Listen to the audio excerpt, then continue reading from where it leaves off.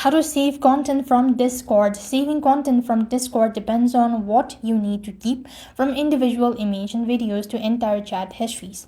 If you want to save individual photos and video, all you need is launch open Discord onto your device. Then go to the server page or the chat page where you actually want to go ahead and select the or save the image. So now let's just say I want to go ahead and save this. Long press the particular image. You could go and select save image from the bottom of the page from the pop-up, and this way you'll have successfully saved content from Discord. Next, what you could also do is you could also export the entire chat histories. So for that, what you want to do is, in order to export, just go to the user settings or the use section, then tap the gear icon at the very top. You could then go to look for data and privacy.